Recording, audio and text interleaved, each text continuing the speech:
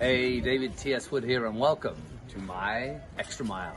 We're in Sifnos, Greece, traveling through the Greek islands, but I'm so excited about today's show because my conversation is really about developing the skill, the ability to be able to talk to anyone about anything with the incomparable Tracy O'Malley. We'll see you on the other side.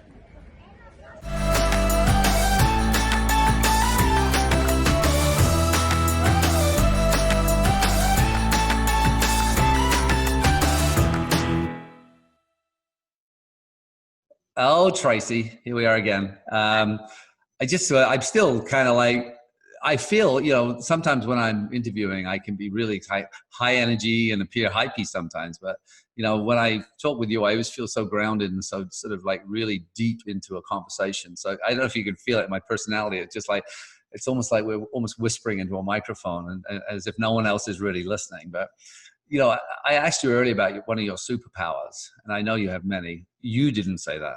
I'm saying that. Mm-hmm. So just. No, I do. Well, yeah, good. Yeah, good. But the ability to talk to anyone. I'm going to do this as a shorter show, more of a sound bite. So whether you're in network marketing or whether you're in sales or whether you're in life, because what I really think about this, the ability to talk to anyone is about life.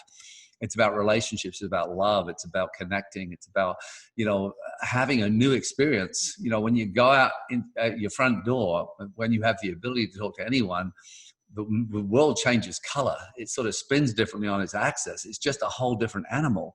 And great things seem to be attracted to someone who has that ability.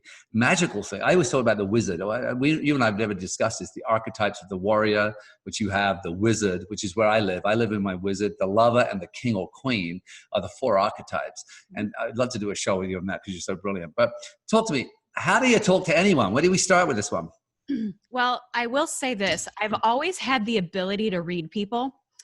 And I've always been asked, like, do you read people's minds? Even as a little girl, I got that because I could see things that other people didn't. And I wish I could say it was, I do believe it was an intuitive gift that I do have. But it also came with the environment I grew up in. I had to be able to read the scene by the time my dad's feet hit the ground. Right. Know, like, okay, how's this going to go? And for those that didn't listen to the first show we did, if you want to hear the whole story about that, go listen to the other show, because then you'll understand exactly what she said. And just Tracy, just on that same note, we have so many of the same thoughts. For me, it was about protection, right? If I wasn't reading the situation, there was a beating coming and it was going to be a bad one. So I had to be 4 steps ahead. And again, I used humor. You used, your shield. But anyway, carry on. Sorry, interrupting. So for most of my life up until about 40, I used that skill to protect and to manipulate, quite honestly, and that manipulation wasn't necessarily for success, even though I was always able to have success. The motive behind it was to not be vulnerable or to rely on anybody. I never wanted to rely on anybody. And so what most would appear or judge me as is this overachiever, it wasn't what most achievers do it for. When I got to 40 years old, and obviously, like, yes, I could always read people, but it was always coming from a place of like keeping people away from me. And that's not what we're here to do. Like, we're here to connect and feel each other and love and all those things. And I always, even though I wanted that, I always felt like something was like just off for me, even though I could read people and get them to talk to me and trust me and all the things. But I never felt connected, even if I was with hundreds of people or if I was laying in a bed next to somebody. Never felt like I was connected. And then when I was 40 years old and life got turned upside down and like all bets were off, and it's like, if I don't repair this, I repeat this. And I didn't want to do that. I basically had to wipe out the hard drive. I still had the ability to talk to anybody, but the come from was much different. And it was coming from this authentic, genuine place of love and compassion and not protection and guardedness. And brick by brick, I took it all down. And, those same skills that I had as a kid to stay safe are the same skills that I use today to help change the world and help others really step Mm, into who they are. So those things that you have used can be your gifts today, but you can't beat yourself up for them. You just have to kind of reframe how you look at it. yeah, exactly. Um, with the there are people out there that think they're shy. They have that label often given to them by a parent, or they think they talk so much. Why do you talk? All these messages we were given as a child typically play out now on how we behave. If we're going to guide someone to learn this process of talking to anyone, where do you want to start? And again, we don't have a long time. We're only going to go about 15 minutes on this show. So let's get really to the sort of the nuts and bolts on someone learning or beginning to practice. Because I always say life's a practice, right? We're always if I want to get great at anything, I'm willing to practice long enough to really get good at it. And talking to people is a practice, right? But where do we want to start? Well, the thing that my ability to talk to anybody early on was that chameleon role that I played. And, growing up, I was very quiet and shy in my home. Like if you saw me in my home environment or my family environment, you would think I was like this quiet little mouse. I was the kid that nobody worried about. And the squeaky wheel usually gets the oil. And so because I was so quiet, I was the one that nobody worried about. But you put me out into the real world, and a whole different version of me, that protective warrior, came out that would kick anybody's ass, even on the playground as a third grader. But in my home, that wasn't the case. And I can't really remember the question you just asked me, but I was just talking about how do we start helping someone to learn oh, how to talk to anyone, right? so it was 8 years I'm ago. glad I remember. Thank God you. I got a mind like a goldfish. It was I know. I'm impressed. I remember that one. So am I. I know that you're usually like squirrel, but one of the things that I had to realize was what the motive was behind every way that I communicated was. And for everybody, that's a little bit different. There's many different colors of personalities and come-froms and motives for people. And one of the things I learned about in rehab 8 years ago was the Enneagram. And it really helped me kind of put into like some framework of who I was. It's not a label. It's not a box that I got put in, even though that's what I thought it was at first. But when I was really able to look at myself and the come from of everything I did and where I tend to go under stress and where I go into growth, it all made sense to me without the emotional charge connected to it. And I used it more as a compass than like a whipping stick like I used to, or a wall like I tend to do. And it just, when I know that everything that I do, everything that I say, every way that I communicate is coming from a place of Tracy doesn't want to be backed into a corner or be vulnerable or rely on anybody.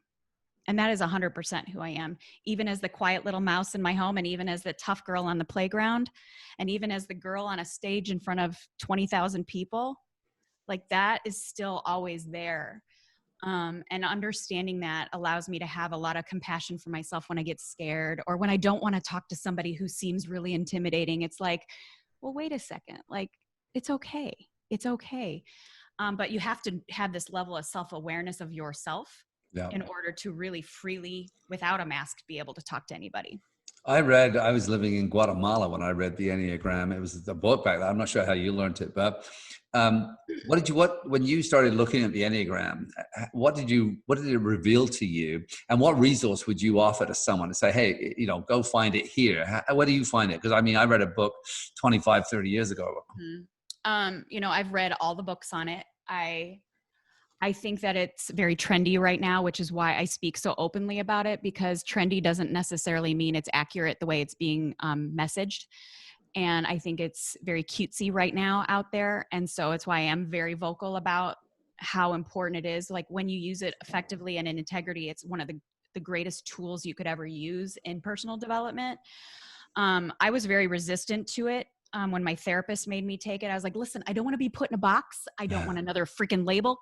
I got a ton of them walking into rehab here. Like, do I need another freaking label? No. And she's like, listen, honey, this actually may help you get out of the box the world has put you in. And it actually may open your eyes to maybe some things that haven't made sense to you. And the very first thing I remembered and this is going to be so powerful for you listening right now, is, you know, when we look in the mirror, human instinct is to look at all the parts we don't really love about ourselves, right? Or the parts that we want to improve all the time. When I look in the mirror, I don't look at my sparkly eyes first. I never do. Yeah. Even though that's one of probably the best qualities physically on me, I never look at Oh, that. hold on here. We could have a little vote. Well, I'm going to put this to a vote, and you're going to hear hundreds and hundreds and hundreds of different things.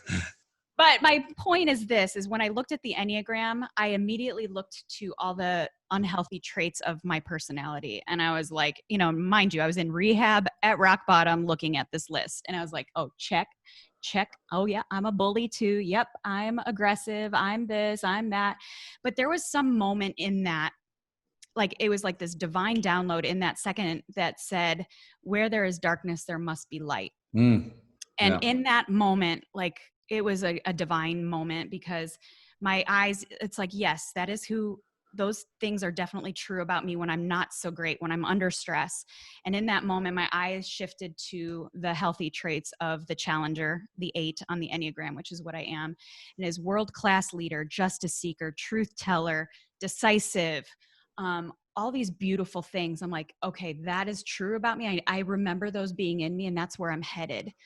And so I really, you know, where you focus is where you're going to go. So I was like, even though I'm kind of like playing in these not so healthy things right now, but that's where I'm headed. Well, that's the shadow world, right? Because for every, I mean, a lot of people don't get that. For every negative in us, there is the opposite. And for every positive in us, there is the opposite. And given different circumstances, we can walk into the shadows. I always talk about our light energy or our dark energy, or, you know, and so a lot of people will, if they're hurting, will move into their shadow self or their dark energy. And that's what the world they're going to live in, right? The number one thing I realized in rehab, and when I was reading this about myself, is this epiphany of like, oh, well, this makes a lot of sense, that why when I speak to people, specifically my children, when I think I am expressing love, it's not being received as that. And I realized very quickly that I don't have a challenger daughter or a challenger son. I have something very, very different. And when I understood like all the different things, I was like, oh, okay.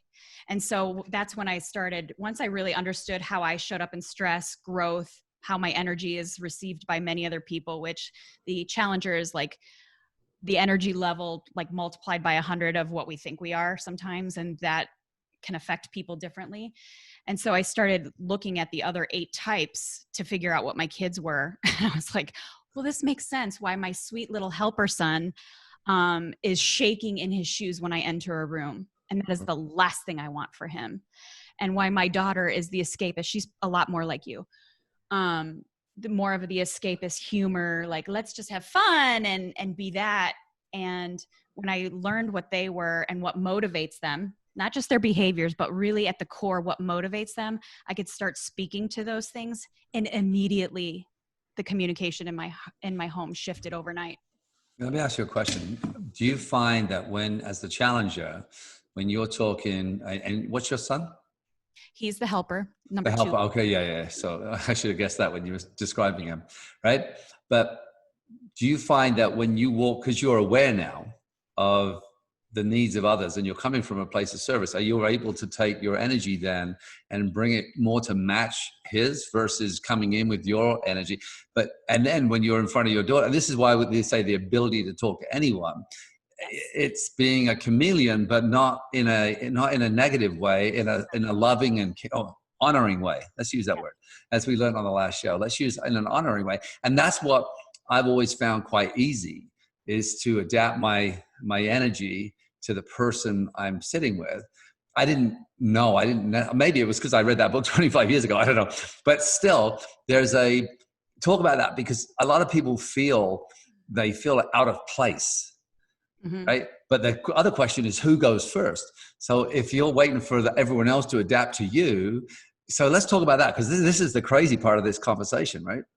I could get people to adapt to me before because they were freaking afraid of me. Yeah. As the challenge, and that's great, but that doesn't build connection.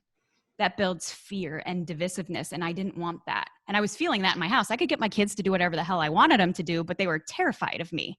Yeah. And at the end of the day, if you're a leader, if you're choosing to be a leader in whatever aspect, whether it's in your home or your business or out in the world, then you must be willing to go first. And the other thing that I always ask myself is, do I want to be effective or do I want to be right? And there's a way to be effective adjusting my tone, the words I use, my posture, my body language, that can adjust. I want my message of love and compassion and honor to be received. And if the person that I'm talking to can't receive my 8 energy, then I need to adjust from a place of honor and love. Or choose, you can choose to adjust. You don't need to, but because you want to have great, yeah. So it's a choice, right? I just don't want people to feel they need to do it. No, but if you want to have an extraordinary connection with someone, then it's choosing, right? It's why people, when they're around me within minutes, they're like, either they're like really drawn to me because they're like, holy shit, you get me, or they run for the hills because they're like, holy shit, she gets me. It's one or the other. There's very little gray area. Either you're drawn to me or you're running like hell. And I don't take offense if you run, because I get it. If I had somebody in front of me that could see through me a decade ago, I would have flipped you the bird and said, F you, and ran off. So I get it. But with my kids, like, I knew the love I have in my heart for them. And I know that I care deeply about them, obviously. And if the message of what is in my heart isn't being received by them, that's on me. It really, really is. And so to adjust to my helper son, I have to completely be different in how I communicate with each of them. And I know you have 2 boys around the same age as my kids that are completely different. I can have the same message, but deliver it completely different ways in different scenarios to each kid. And they're all seen, heard, and understood. And Give someone an example, because, you know, when we say that, if you have no idea, it's almost like you're talking Chinese here. Right. So let's give the same message to your son and your daughter, and one that you've given recently that may be contentious. So maybe it's something that, you know, would normally push them away or make them, you know, so, or maybe it's loving, but an extreme versus just a normal conversation. Yes. Okay, I'll give you a real life situation. All right, let's go. Okay, so I told you that before, that like I'm exploring what dating looks like. And so for those of you that don't understand, this is the last show. Yeah. Well, I haven't dated in 7 years, not one date. So that's a big deal for me.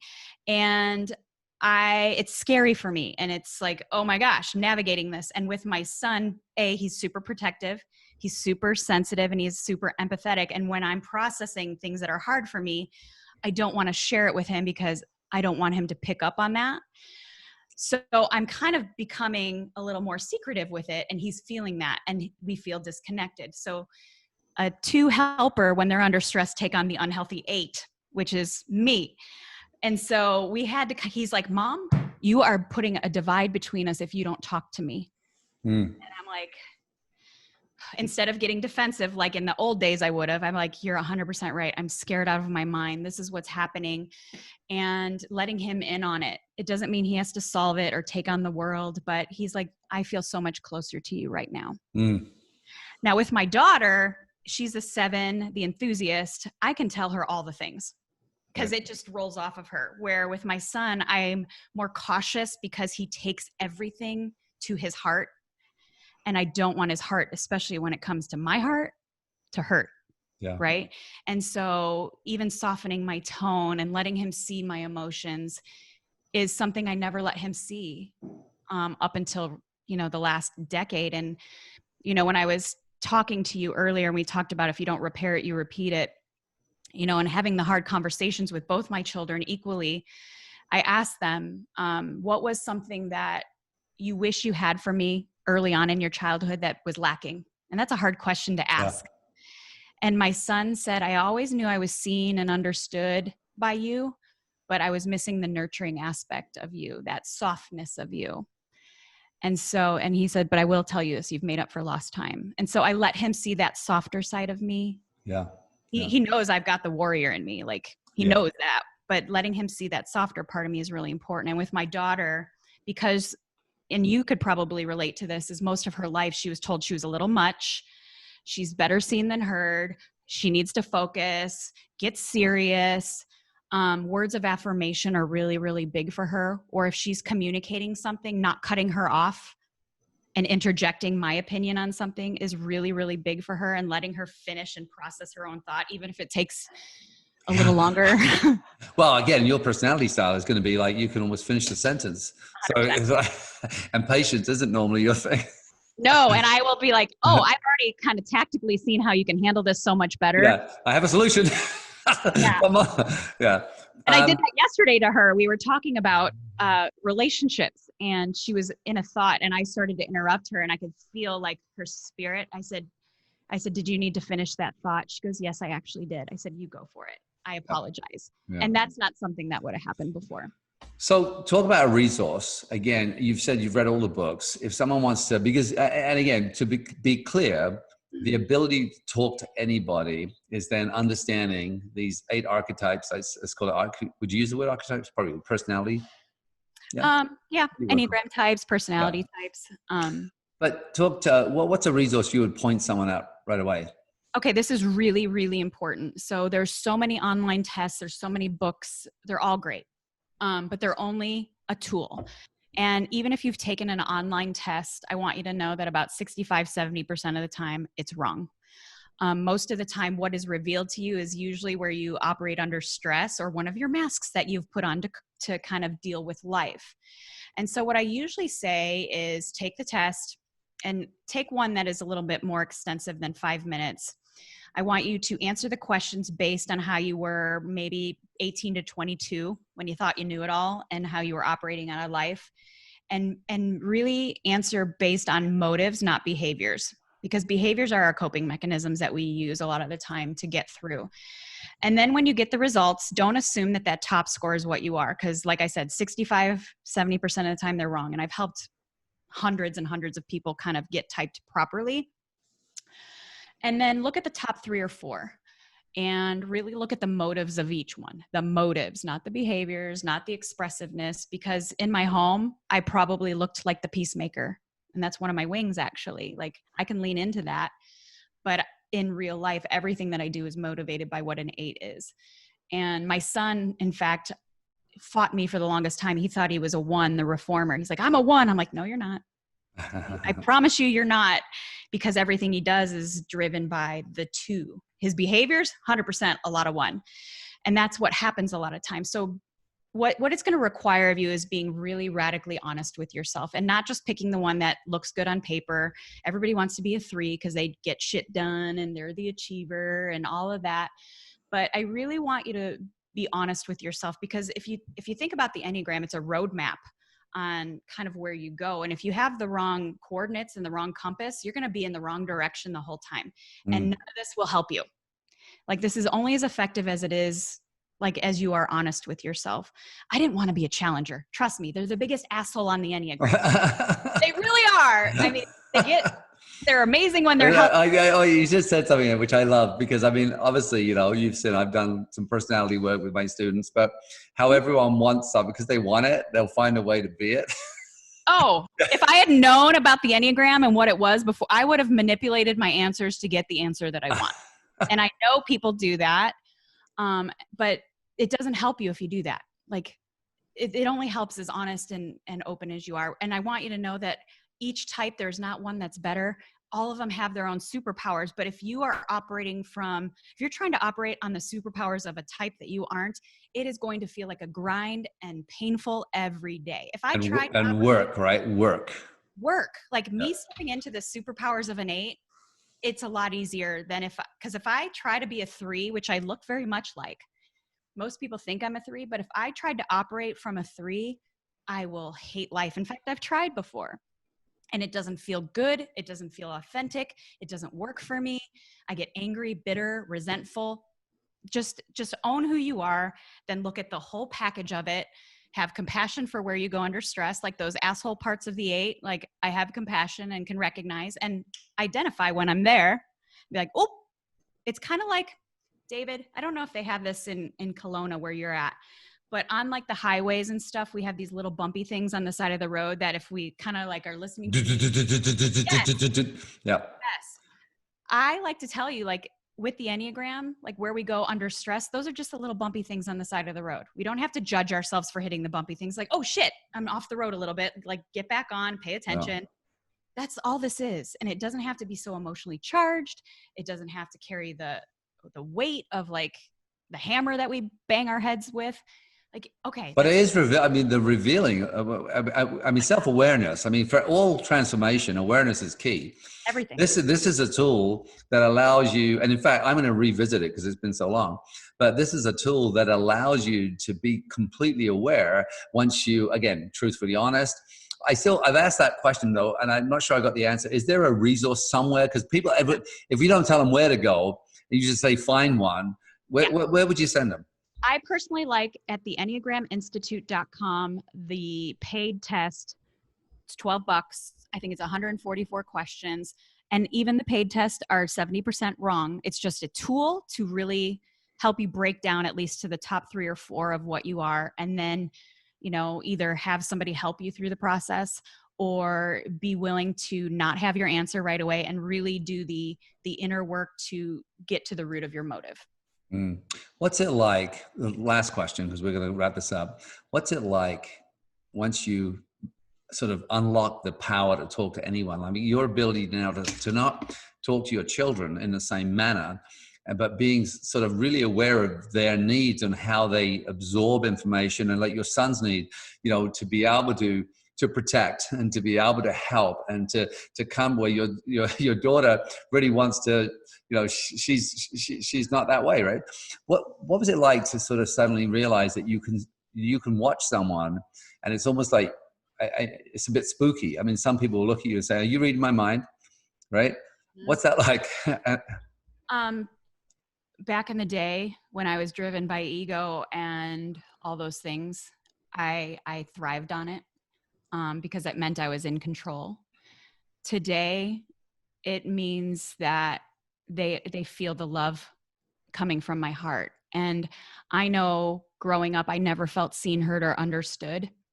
And I know that when I look at somebody and within minutes, I can see them, hear them, and understand them, that I am giving them a gift. Whether or not they choose to receive it that way is one thing, but it is one of the most loving things that I do, is really seeing past a lot of the stuff that we put out into the world that keep us safe and all of that. It is my greatest superpower without question, because it is coming from a place of honor and love and compassion for humankind. And I know when people are seen, heard, and understood, anything is possible for them. Well, with that being said, Tracy, it's been an absolute, hopefully we'll do it again soon. But for today, we're wrapping this up. As you're listening, remember the show's called My Extra Mile. It's about those little tiny incremental steps we can take on a daily basis that can lead us to the dreams, the goals, the life, the relationships, the love. And like right now, Tracy, you're taking those little tiny steps towards love. I love it. Oh, terrifying. I can't wait to hear some stories about that. All right. Well, he's going to be a very lucky man. He is, or they. Who knows? Who knows? We'll see how that goes. All right. With that being said, listen, everyone, please subscribe. Please share the show. Please comment. Get involved in the conversation. Ask questions. I can direct shows that way. If you want Tracy back, let us know. And what would you like to talk about? And we'll definitely see you on the other side.